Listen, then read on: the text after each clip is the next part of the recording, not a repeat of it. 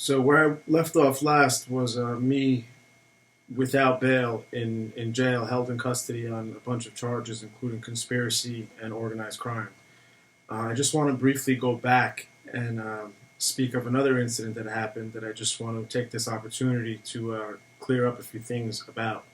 Uh, what happened was there was an additional arrest a couple months prior to the one that I last discussed. That arrest took place very near to my home, and it was on a highway. The reason I want to discuss this particular thing was, as I mentioned before, there were a lot of arrests, and I encountered cops a lot of different times under a lot of different circumstances. So this is by no means my entire life story, as that would take a long time. But what happened in this incident was I was arrested, and the police actually broadcast the story in the media, and so it was in a lot of newspapers, and they made up a complete bullshit story. And the reason I want to talk about this is just so people out there understand and take this as an example of cases where cops lie very often. It's not something uncommon for those that are familiar and have gone through the system. So you're very naive to think that what you read in the news about arrests or about anything at all, anything fed to you by the media as being true, you're very naive in that belief. And so this example, I hope, will stand as one that you can look to show that police do lie. And so what happened was I actually, what the media said, what the police told them was that there was a routine traffic stop.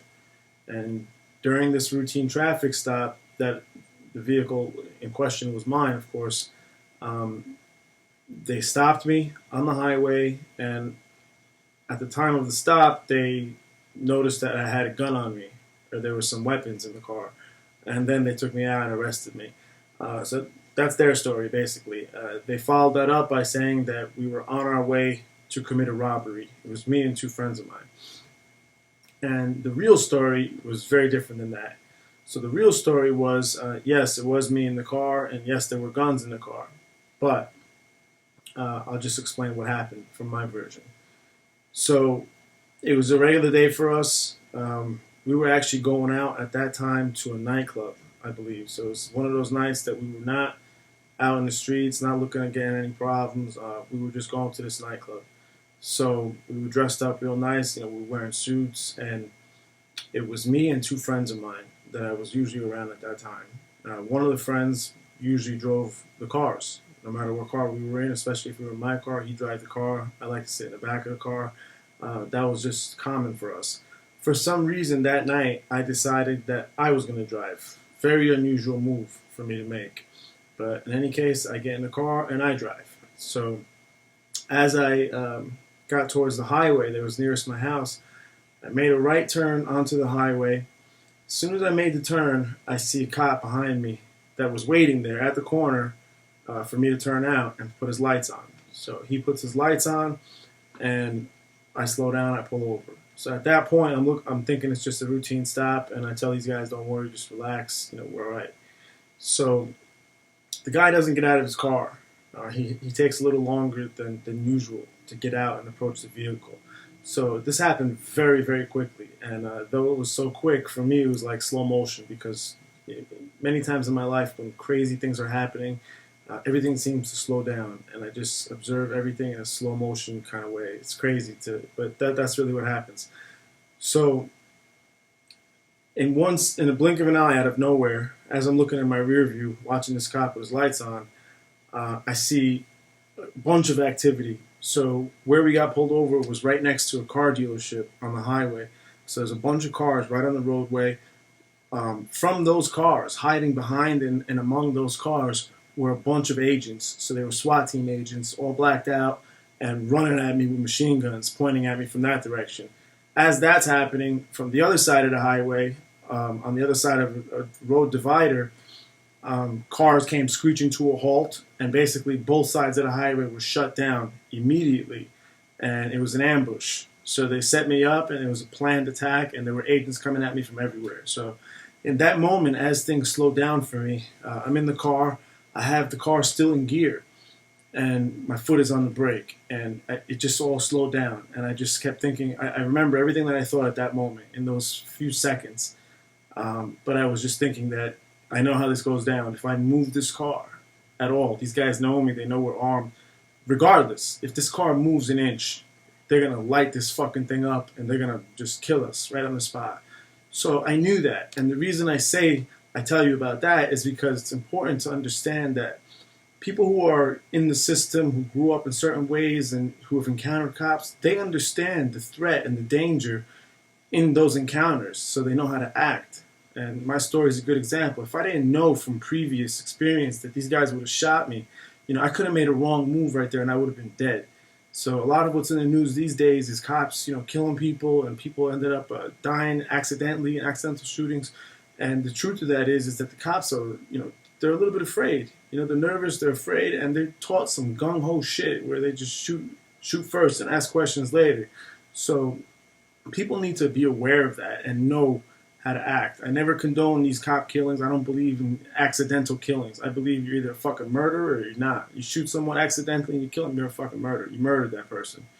But with that being said, you still need to be aware of how to act and how not to act when people have weapons. And when there's guns involved, you got to move in the right way. So in any case, in that second that I'm thinking that, I realized right away that it's not my decision, first of all, to take the lives of the two guys with me, because they're going to die with me if I move this car. So I put the car in park, and I put my hands up. They didn't rough me up or anything like that. They allowed me to get out of the car, and I told them right away, there's a loaded 9mm in my waistband, and they took it out, and that was that. And so that was another arrest. And again, I just wanted to make clear that what they reported in the media was complete bullshit. It had nothing to do with reality. I don't know where they got it from, but this was an ambush, and there were hundreds of people involved. And again, it was a multi-task force where all different agencies were working together and shut down an entire highway and ambushed me. So get it straight. It was not a fucking routine traffic stop randomly where they found me with guns and I revealed to them that I had guns. It wasn't that. It was fucking dozens of machine guns pointed at my face. And that's the truth about what happened with that. So with that being said, I'm going to pick up where I left off on the last story. And that was with me being in jail, held with no bail, and with the realization that now I'm going to start doing the time. Whatever time I have to end up doing, it begins now. So there was no way for me out. In that time, a lot of different things were going through my mind. The first of which is obviously of the most importance is dealing with the environment, the new environment that I'm in. Because of the way I was arrested and because there was multiple charges and there's a huge investigation, they allowed me to commit crimes in many different counties, they're saying. And so they arrested me and charged me with a lot of different activity after the fact. But in addition, when they arrested me on the turnpike, I didn't know where I was. It was somewhere we went about an hour away from where we lived to do this deal. And so I ended up being arrested there. I was in the custody of that county, so I go to the county jail for them. And again, I don't know anybody there, so it's like I'm in another state. So I didn't go in there and have anybody that I knew, that I remembered or recognized from juvenile detention or anything like that, or from the streets.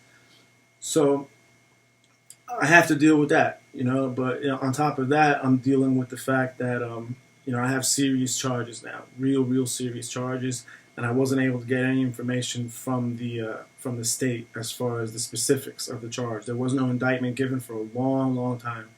So I'll just talk now about the initial period of confinement and how I dealt with that and some of what happened. So I'm in the county jail, and everybody gets classified. You get classified. Well, before that, I'll just tell you there was interrogations that took place. I was interrogated for what I estimate to be 17, 18 hours. And they did that handcuffed and shackled. So it was just another thing I had to endure. But that's not something I'm worth going into right now. So I'm in the jail. I don't know anybody. I don't know how long I'm there for. I have no idea what's going to happen with me. But I know I'm there, and I have to deal with it.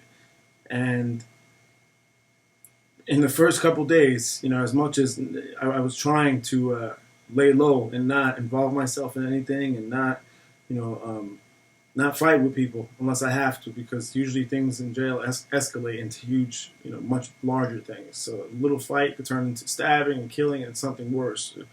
So in like the third or fourth day only, I remember observing something that really bothered me. And what that was is that there was a young Spanish kid that came into the jail, and I was in a big unit at that time, a big open unit. It had like 4 floors, and there was about 150 people in there. So I'm all the way on the top floor, and I'm looking over the cell block, and I'm looking down, and I see this kid come in, and right away I see some other Spanish group pull him into their area, and in the next couple of days, I watched them basically molest this kid and sodomize this kid.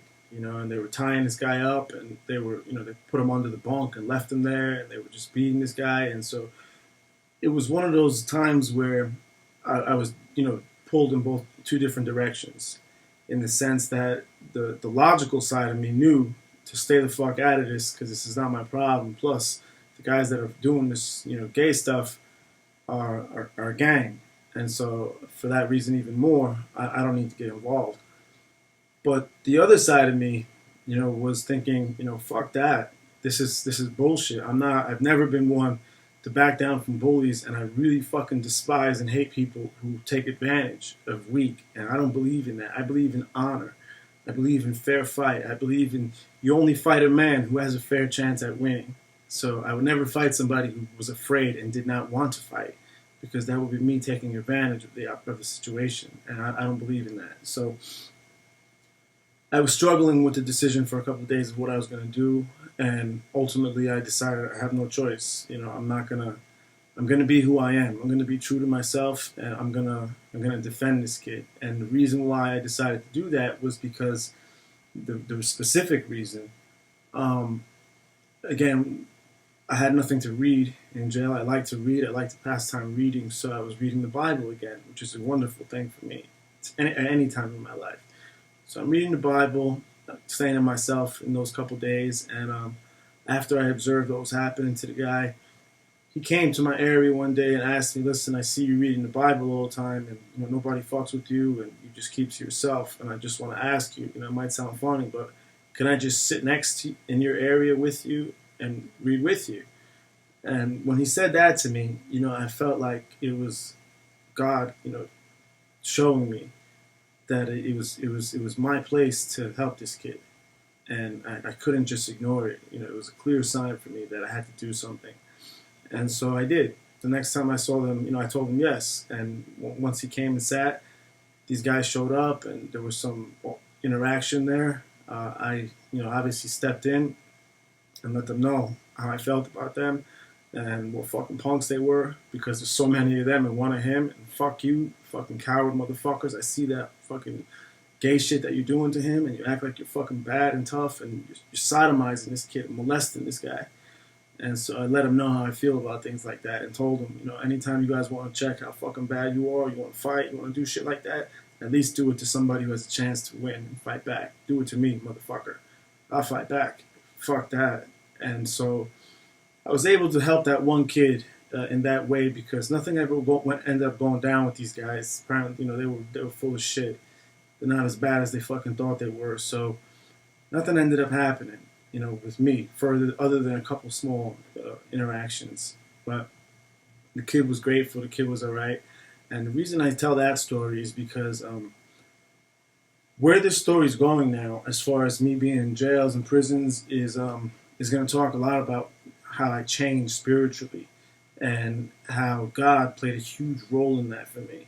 So I know people don't like to hear about God, and people don't like to have other people tell them about that. A lot of people don't even believe, and that's cool. You could feel whatever you want and believe whatever you want, but this is my fucking reality. This is really what happened. I'm not a fool. I'm not a stupid man. And I know exactly what the fuck happened to me. And so I'm just relaying it as it actually happened. And I know for certain that God saved me from that life that I was in. And so I'll just say that, so it's out of the way. So have your opinion, but don't fuck with my opinion. And don't fuck with what actually happened with me in my reality. And don't think that I'm stupid and that I'm believing in fairy tales, because that's not the case. So I'm in the jail now, and a couple of months pass. I still haven't heard anything. I was removed out of that unit. I was taken into reclassified into maximum security unit. So I end up in a smaller unit that had like 50 people, 48 people, and everybody there was basically a violent offender, looking at big numbers, looking at decades in prison. Nobody there was for anything minor. So it was a different environment. It was a lot more hostile, but I was always more comfortable in the maximum security units rather than the more minimum, just because people there tend to know how to act a little bit more along the lines of how I carry myself, in the sense that they understand there's a consequence, immediate consequence for their actions. So if you know how to move, you could really pretty much avoid problems as long as you're not disrespecting or stepping out of line. So I'm in there, and it was a long time before I even got charged, before I knew what was happening. When I finally did, I got indicted in multiple counties, a lot of different things that I was never arrested for. I was charged with, and basically, they gave me a bunch of conspiracy charges. And what conspiracy charges basically allow the state to do is arrest and put someone away for a long time whom they were never able to actually catch committing the crime. So they're of the belief that someone's committing a crime. Typically, you think, okay, you got to catch them. There has to be evidence, and that's not the case with conspiracy. So conspiracy laws were basically created to catch people who they couldn't catch under normal circumstances. And what it actually means is that they can find me guilty of being knowledgeable of criminal activity and not reporting it. So they're saying that because I was aware of certain other criminal activity going on, I didn't report it to them. I therefore am also guilty in some way of that criminal activity. And they compound them, multiple charges over and over and over. So at that time, when I finally realized what all the charges were, and I appeared in court for the first time, the judge explained to me as he reads off the charges, as he's mandated to, and he told me that I was facing a maximum now of 143 years in prison. So here I am now. At that time, I just turned 22 years old when I appeared in court for the first time, and to hear that I'm facing, life, I'm done. I'm done. And so it was a difficult time. I went back to the jail, and again, another thing that's going to be difficult to believe for people. My hair turned white. A lot of the part of my hair in the front turned white overnight, just upon hearing that news, and it stayed like that for some time, and eventually went back to normal. But it was just so much mentally to have to grasp and to think about dealing with. You don't even know where to start. I mean, so you're just shocked for the most part, in denial, and I was just. It was very difficult for me at that time to gather my thoughts around that whole concept that I can be going, that I was going away forever, basically. So the jail time then had a different element to it, because now, in addition to dealing with the realities of where I am and who I'm among, I had to deal with the court case, and I had to start fighting that. And so, as you remember from the first story, I had a deal of 30 years offered to me, and so that was for a charge that was prior to this. Now, that charge was a state charge and a regular prosecutor, and because these organized crime charges came into play and they assigned a special prosecutor, it was handled at a higher level, at the attorney general level, and so that one thing in itself, you'll hear later, ended up saving me. And that was the one thing that ended up allowing me to get out of prison. And out of all those decades that they wanted me to go away for, was that thing. So those additional charges that I caught after that first big one happened for a reason. So they saved me. And people would think, oh, you're a fucking idiot for continuing the activity after the fact. That criminal activity after the fact saved my life. And I'll explain it later. So I'm in the jail. I'm in the maximum security unit, and right away I realize that things are going to become problematic in here, because the kind of person I am and the kind of people that are in there, we clash. We clash in a lot of ways. But just to give you an idea of the setting and what it's like, the actual environment. So you go into a small unit, and when I say small, again, there's 24 cells in this unit. It's shaped like a square, let's say, and there's two tiers. Um, so 12 cells on each level, and there's an open area in the center. And so it's two men to a cell, and there's one small shower area where there's two showers that are open. You just have to go in and use those. And basically, you're locked in for certain periods of the day. You're locked in all night, and you have the time to come out and eat. There are opportunities where you have like a gym time. At that time, they had gym. That was when they started fighting to take the weights away. And that's basically it. I mean, you're locked in this unit for all this time, so you have to eat in the same unit, and you sleep there, you use the bathroom there, you shower there, all with these same people. And the reality of jails and prisons is that most of these people are fucking scumbags. I mean, they're dirty, they're nasty, and they're just not the kind of people you want to be around and live with. So the place smells bad. It's disgusting. The smell in itself is disgusting. It's so loud. The lower intellects tend to not be able to adapt to quiet time and not do well in silence. So what I'd observed is they tend to bang on the doors and constantly drumming and rapping and singing or screaming to each other from the cells. And so, that's the opposite of what I do. I sit in thought and contemplation. I like to read and I like to work out, but I would never want to be hearing myself scream like that. So there were conflicts and there were fights, nothing serious. It turned out that my friend who escaped the ambush in the turnpike that day, he ended up coming to the county jail also. And so I would use a little influence and was able to bring him to the unit that I was in and put him in my cell. So we were ending up in the same room together, and that made things a lot better for me. So we stayed in that unit for some time together, and we just got into the routine of things and did the best we could. There was a lot of conflict during that time, and again, I'm not going to get very specific, but I watched a friend of mine get stabbed and had to deal with that, and there was nothing I could do about it as much as I wanted to.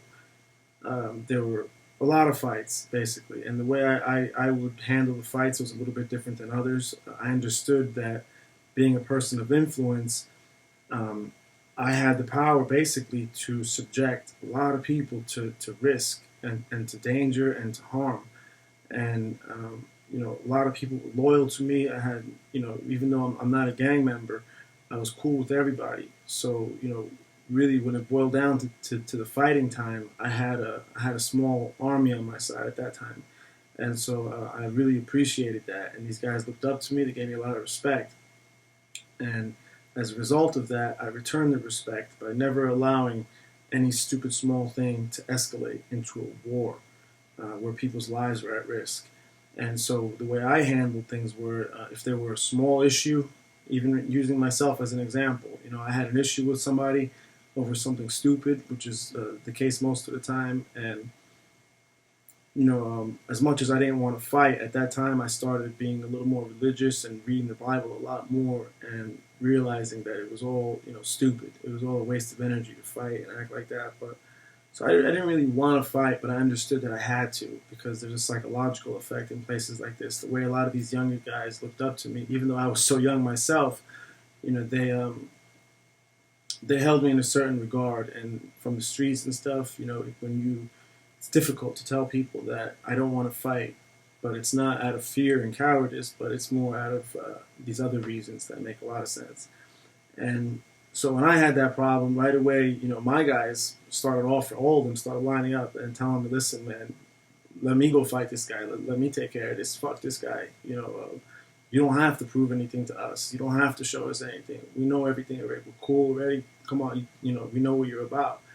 And so as much as that meant to me, I insisted that the way I handled things were me and that man lock into a room together, pick a cell, and we lock ourselves in, and we can't get out until one of the cops comes and opens the door for us, and we go in there and we fight.